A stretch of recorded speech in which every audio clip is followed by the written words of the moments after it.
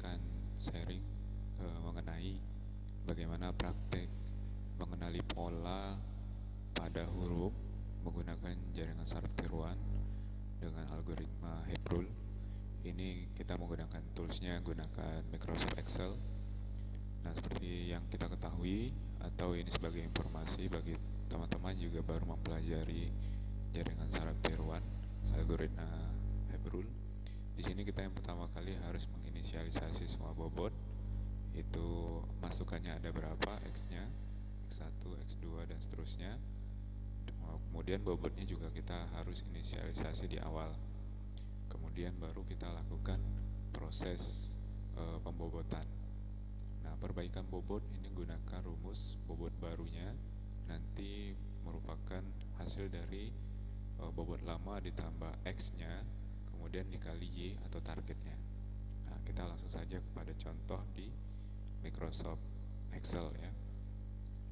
Nah, di sini seperti yang terlihat kita ada dua pola ya. Pola pertama ini menyerupai huruf X, kemudian pola kedua ini menyerupai huruf O. Nah, di sini terdapat metrik ya 5 kali 5 ya, 5 kolom kali 5 baris. Nah, di sini untuk inisialisasi inputannya atau X-nya ini dihitung dari X1 karena ini 5 kali 5 berarti X-nya berjumlah 25. Nah, X1 posisinya di sini, kemudian X2, X3, X4, X5, kemudian X6-nya ada posisinya di sini.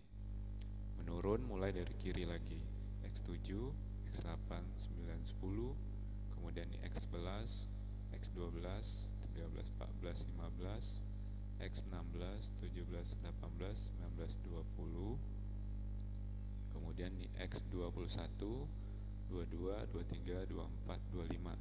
Ini untuk pola yang pertama.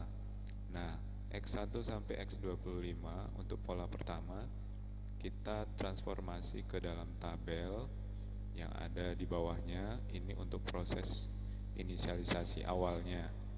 Nah, di sini X1-nya sampai X25-nya kita transformasi di sini. Nah, jadi ini merupakan bipolar 1 dan min 1. 1 nih untuk dot yang ditandai menyerupai polanya. Selain dari pola itu kita tandai dengan min 1.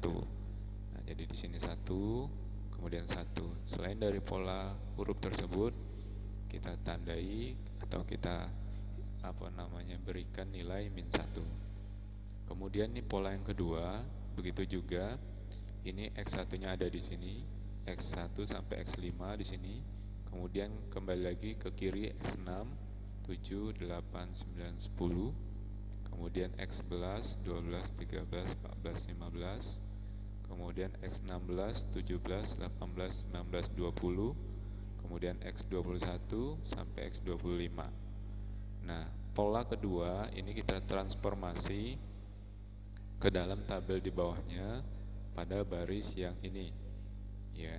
Jadi pola kedua nah, kita transformasi ke sini dari X1 sampai X25.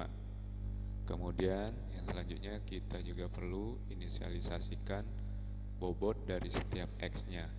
Nah, ini karena bobot awal, nah, anggap saja kita inisialisasi dengan menggunakan angka 0 saja di awal ya. Jadi ini W01 ya sampai ini W25 ya. Jadi ini bobot awalnya W1 sampai 25 itu 0 semua. Kemudian bobot bias awalnya kita inisialisasikan juga sebagai 0 ya, sebagai 0. Kemudian targetnya 1 dengan nilai yang pola atau data pertama, pola pertama itu targetnya 1. Kemudian pola kedua atau data kedua itu targetnya min 1. Nah, selanjutnya kita akan melakukan perubahan atau perbaikan bobot dan bobot bias. Nah, ini untuk pola data pertama, ini untuk pola data kedua. Nah, seperti rumusannya, bahwa perbaikan bobot itu didapat dari W lama, ya. Kalau dia ini adalah untuk menghitung W1 yang baru, ya, W1 baru, maka kita harus mencari atau mengambil data dari W1 lama, kemudian ditambah X1 dikali Y pertama, ya, Y pertama. Nah, ini kita langsung saja ke Excelnya. Nah, di sini untuk perbaikan bobot pada data pertama, ini didapat dari, ya, didapat dari B10. B10 itu X1-nya,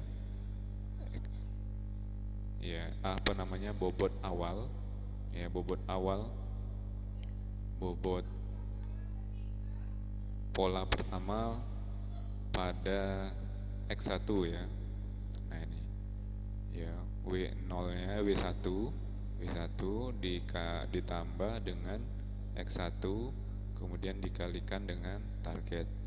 Nah, B10 di sini untuk bobotnya, kemudian B11 ini untuk X1, kemudian yang dikali dengan target pada pola pertama, ini kita kunci dengan tanda dolar atau kita tekan F4, maka didapat hasilnya 1.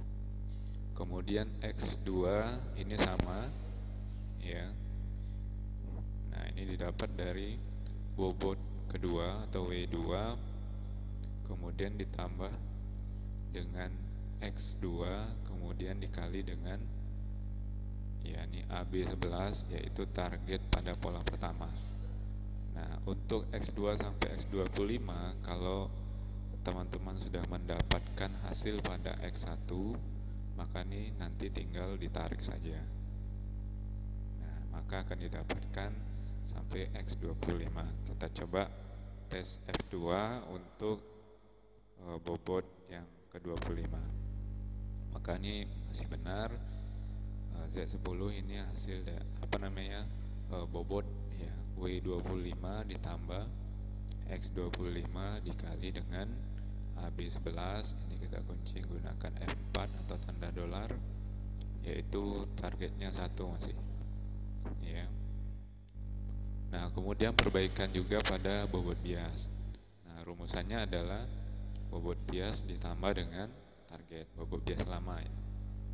Nah, ini bobot bias lamanya tadi awalnya adalah 0 ditambah dengan target. Nah, seperti itu.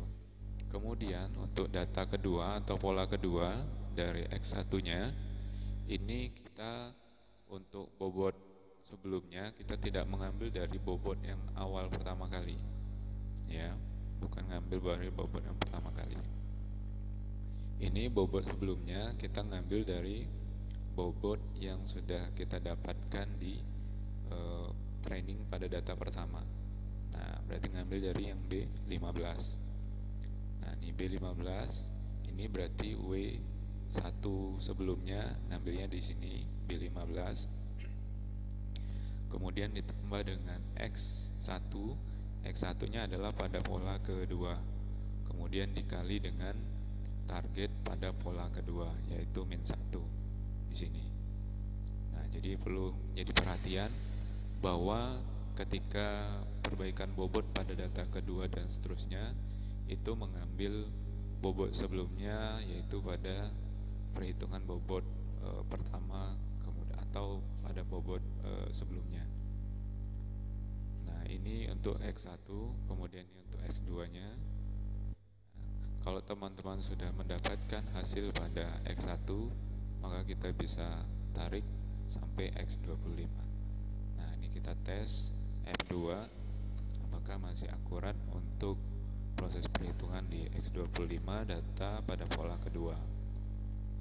Ini Z15, ini kita dapat dari bobot sebelumnya, bobot 15 pada pola perbaikan pola di sebelumnya. Hasilnya yang di sini, kemudian ditambah dengan X25 yaitu di Z12, kemudian dikali dengan target pada pola kedua. Nah, seperti ini, hasilnya 2. Kemudian kita perbaiki juga bobot bias pada data kedua.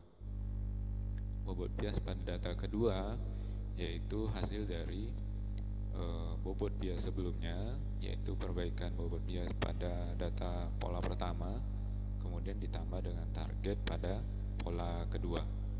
Nah, kalau misalkan ini ada pola ketiga, berarti nanti di sini hasil dari penambahan bobot bias di data kedua, kemudian dikali dengan target pada data pola ketiga.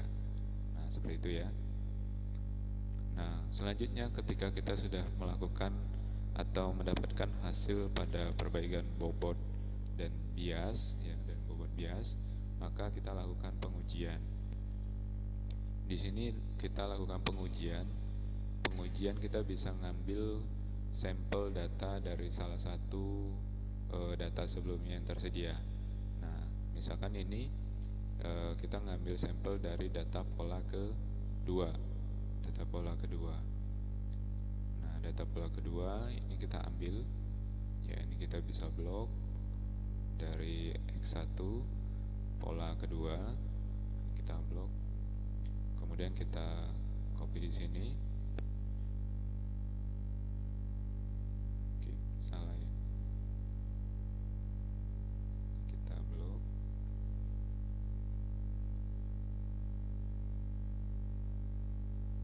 Nah, ini kita paste, ya, paste yang biasa, ya. Paste value, ya, paste value. Oke. Nah, ini hasilnya. Y ini merupakan hasil atau rumusan dari pengujian.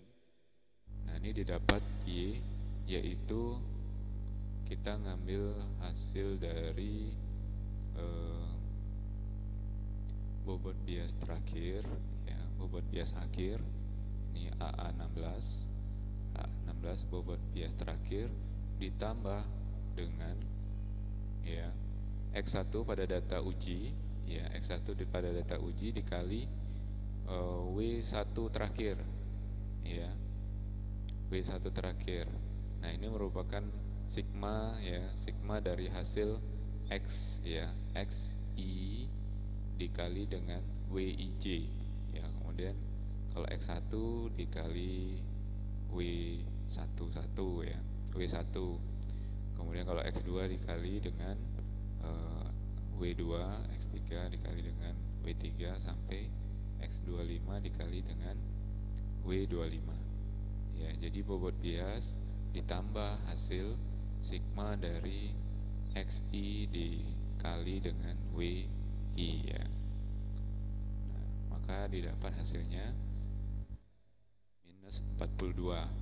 Kemudian aktivasinya adalah kita menggunakan fungsi aktivasi bipolar, yaitu didapatkan Y sama dengan 1 jika X-nya atau hasil dari Y-nya ini lebih dari 0, ya, lebih dari sama dengan 0.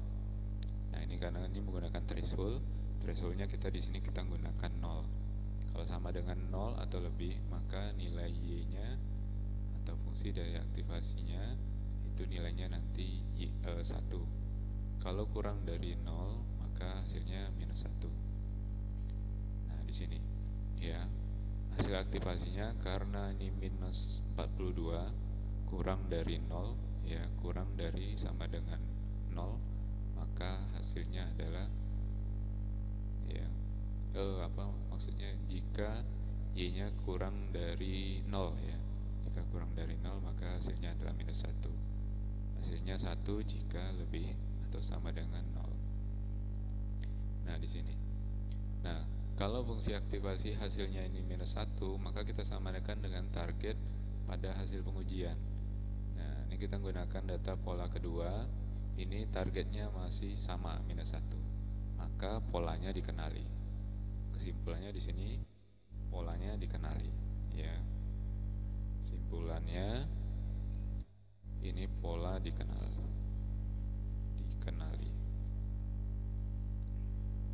Nah, seperti ini. Bagaimana kalau misalnya kita lakukan pengujian pada pola data pertama? Ya, ini kita bisa copy.